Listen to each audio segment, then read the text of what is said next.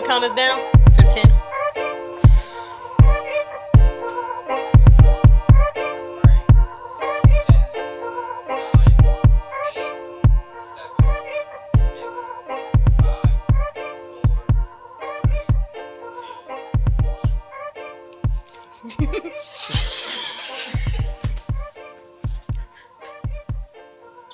See what I'm saying? See what I'm saying? This has I'm sorry. always been us. I Can't tried. take nothing serious. I tried. I really tried to, like, I did a You deep really breath and did. everything. That's why I tried didn't look to at center you. myself. That's why I did not look at you I when tried we to were on center myself. standby. Oh, man. Hello. Hey, Hi. How are you feeling I'm still nervous. Shit. post one season of putting your name on a thing, putting your heart on the line? Yeah. This is a baby. So, Yeah. how are you feeling after having shot 5 episodes? Oh man. Honestly, I have no idea. I don't really know. I am in the motion. I am excited to have done something so vulnerable and close to my heart. Um, I don't know. I feel a mix of emotions, but overall, damn. No, I genuinely don't know. I'm excited to have an opportunity to be able to have these conversations and to be able to allow people a space that they can express their thoughts and their feelings. That's really as far as I've gotten Yeah. with yeah. what it means to have put the podcast together in its entirety. Like, yeah, honestly, no, Yeah. I have no idea. I'm just excited.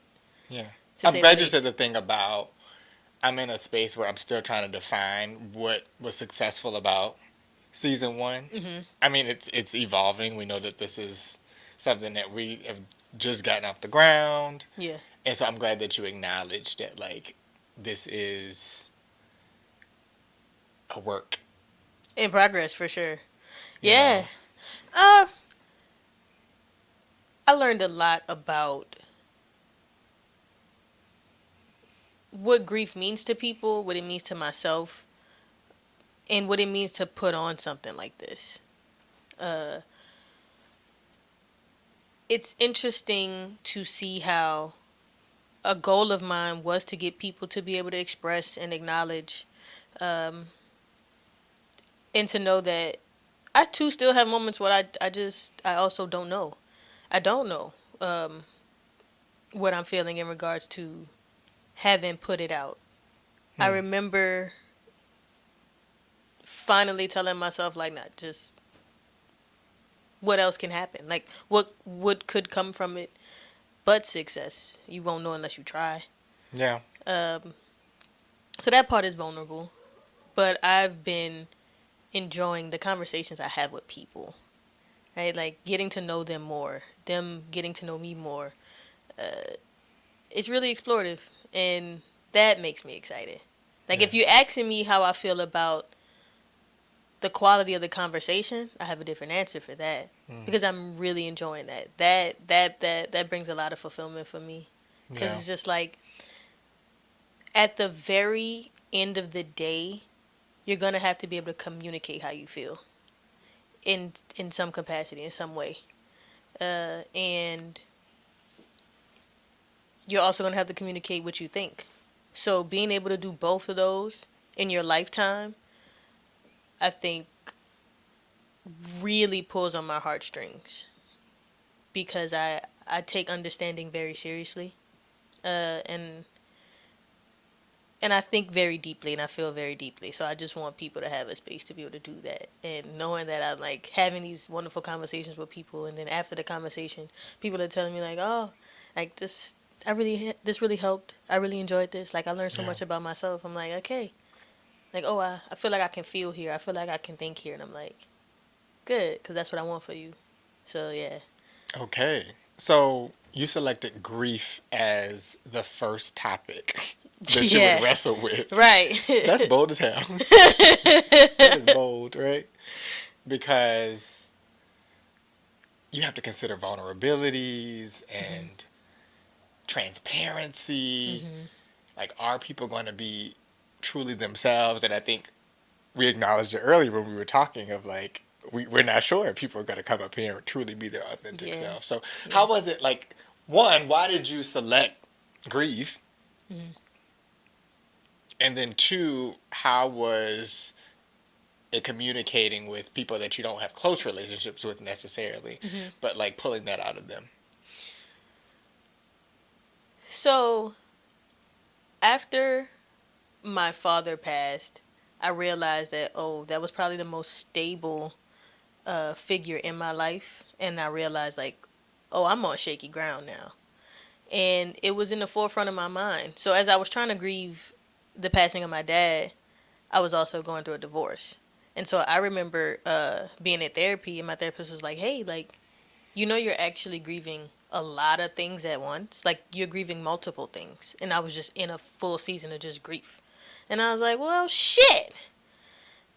All right, I didn't know I could. I didn't know I could grieve a relationship and or an idea of a relationship. I didn't know that I could grieve an idea and a version of myself. Um, and for a long time, I didn't even grieve my dad at first. I just kind of let it happen. And then all of a sudden it came to a place where some of the other things had cleared from my mind and my heart space, and I just was able to sit with it. And I'm like, oh, dang, like there is a void, there is something here that's missing. um, and I found myself trying to work through that, and all the things that come with that: emotional regulation, emotional intelligence, the ability to communicate that, like how important those things are. And I was like, oh shit, one of the major ways that New Orleans communicates that is through song and dance, right? Yeah. Second line and in our culture. And so I realized, like, oh, I'm surrounded by this all the time. It just looks different. And if I'm going through this, I know someone else is going through this. And I wonder what that would look like if someone heard someone say something that sparked a thought or a feeling that could get them to change their perspective. And I was like, all right, cool. That's what I want to talk about. That's powerful. Let's talk about guest selection. Walk me through your process for picking the guest for the first season. I just wanted people that could talk and that could hold a good conversation. Uh, But more importantly, I wanted people with some substance, right? People who I feel like wouldn't mind being vulnerable and who had the capacity to be vulnerable, right? Uh, and the willingness to want to sit down and have a conversation. Uh, I learned so much about them that I didn't know before, and I think the inverse as well. So when I think about having a conversation, because these are conversations, these aren't interviews. I don't want them to be interviews. I want these to be conversations. Right. Um, where there's a beautiful flow and dance of the give and take of the exchange. Yeah. Uh, the people I chose not only had the ability to have a good conversation, but they also had things that they already expressed openly and publicly, um, that I felt like deserved to be talked about more intimately. Hmm. Social media is a very interesting concept about how we want to be portrayed and could potentially be portrayed. And when people show an ounce of vulnerability, that can be translated as them being genuine, and I start from there. Like if I believe that to be something genuine and honest that we can really build from and that someone else can learn and grow from, we got something to talk about. Yeah. I feel like it was interesting to hear people's different perspectives on grief because I think that's what you were pushing for Mm-hmm. in the dialogue. Um, and I think people sum up grief to just death. Yeah, And we forget that, like, there are living things that could also make us grieve. for sure. And I Sure. think that was significant here because, like, when you first hear the word grief, and 9 times out of 10, people associated with losing a person. Yeah. And I'm glad that you grappled with all forms of the word, or your guests did at least. They Yeah. grappled with all forms of the word. Definitely, I found that interesting to go through and talk to people and realize that they all grieved something different. Everybody has grieved a person before, but their concept and their idea and including definitions were all different. Yeah. I appreciated learning that other people too have also grieved the living. Yes. Yes. Sometimes you have friendships that just don't last, and That. And you also said something. that might send you in the spiral, but You also know? said something earlier in the season where you were like, "I'm grieving the old version of myself." And I was yeah, like, "Whoa, yeah. that's crazy." That probably that hit harder than um grieving my dad or divorce. All that, me having to sit there and going over the fact that, hey, you gotta let her go. Yeah. Like you gotta let her go. You can't redeem her. You just start again. Like it's okay. Yeah. Like you can just start again. I kept feeling like I had to like bring her with me. Like Yeah. no, she has to stay and you have to see her on this stage, when in reality I realized I just really gotta let her go. Like bury her and then just start again. And I think you gave yourself permission that, but through these conversations, you gave other people the agency to do that for themselves. So that's cool. Oh, don't do that. really cool. That's how. No, because I mean that's essentially what this is for, right? Like, if we're gonna put something out into the public, we want everybody to be able to gain something from this. Yeah. And Yeah. we want them to walk away with something. So. Yeah, that's my goal. Yeah. That is. I think Wale had like a little line where he was like, my parents gave me my stage name, and I resonate with that because I struggled with my name for years. It was so big to me. It always felt like what is my destiny? Like, but like, people would ask me that when I was a little kid, like, oh, what's your destiny? And I'm like, I don't know. Yeah, I'm 8.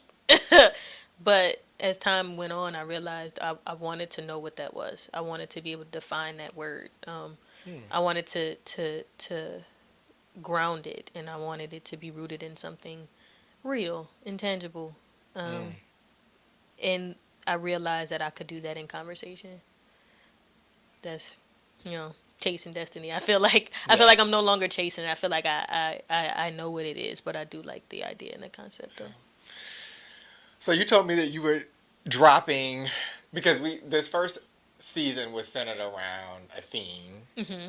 So like, can you give the people any teasers for the second season? Like what? Spoken like a true artist, I have no fucking idea. Actually, not even one. But I know that when the moment strikes, I'll know. Okay. Yeah, that's for fair. Sure. Yeah, I have no clue. Fair. I ain't gonna lie to y'all. But I will say this. When thinking about topics and in conversation, I learned that we really do have more in common than we think we do. And I think a lot of change can be had through facilitating conversations and just having them in general. So while I don't know exactly what the next topic is, you can guarantee that there'll be a forward motion through it. Like, you'll be able to understand what bridging gaps can look like. Yeah. Yeah. If you had to change anything about the ways in which you showed up during season 1. Oh, that's a great question. Uh-huh. You forgot your friend is a journalist? Nah, I ain't forget. No, if you had to change anything about the ways in which you showed up in season 1, like, do you feel like you wanted to be more vocal? Do you feel like you needed to pull back? Oh, that's great. Sit down for my TED Talk. No, I'm dead. So, I definitely want to be able to.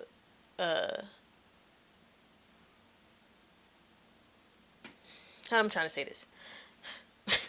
I want to do a better job at reiteration, and so I don't want there to be repetition in exactly how I'm asking everyone the same question, even though we know that's kind of what's happening here. Um, I want to do better about speaking clearly because I realize I'm soft spoken. All these years, I realize I'm soft spoken. So, uh, mic placement, making sure I'm cognizant of that, uh, and prepping the person I'm talking to beforehand to let them to remind them that it's a conversation. I think it's easy to slip into interview style, Yeah. but making sure that people really understand, like, hey, like we're talking together. Like it's perfectly fine for you to ask me something as much as I'm asking But you. honestly, from the jump, I feel like from episode 1, people got that concept Hmm. because I think it's you. Like, you make them feel like they can say something back. Yeah, Like, to interrupt you when you're speaking, even. yeah, I feel like I got that from just visually for sure. It very much so felt like a dialogue. yeah. So that was dope to watch. I enjoyed the game. I don't think I have. I'm cool. Yeah, I was I gonna enjoyed ask the about game. that, the pools of purpose, because what how did they react to the pools of purpose? Some people thought it was gonna be more fun. Mm. Like they were excited to play a game, and then to get the I don't want to say Do y'all seriousness, want to but take shots? Is that what you're asking for? We can make that happen. uh, I think the seriousness of the questions sometimes can make people be like, but for the most part, everybody was pretty open and they enjoyed them.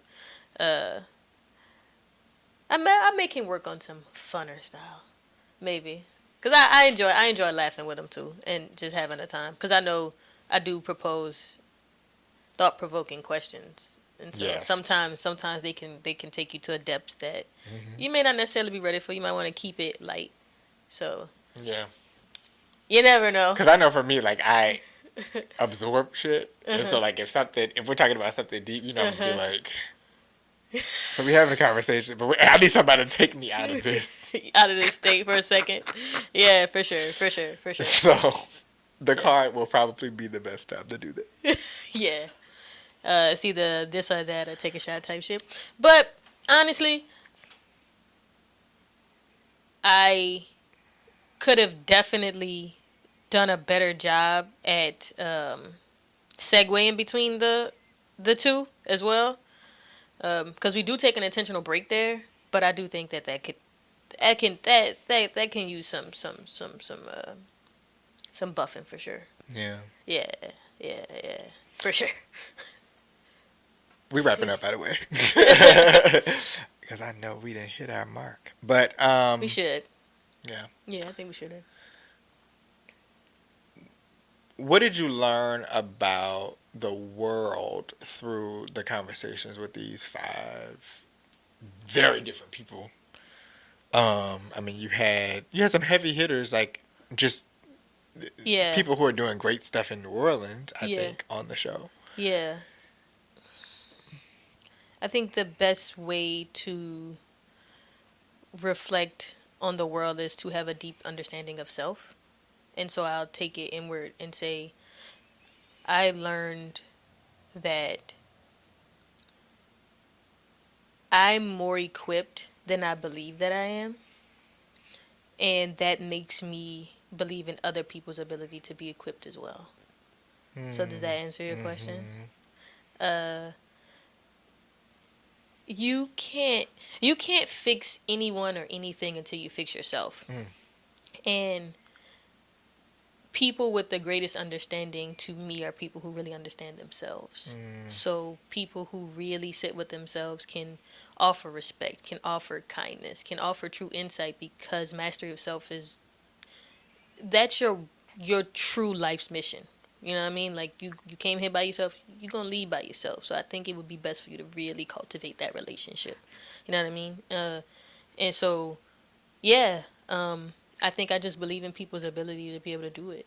You know what I'm saying? Like if I could come from, if we could come from overthinkers to this, and this being a super vulnerable, face forward, public facing situation for me, knowing that that's something, I tried to avoid the whole duration of the company.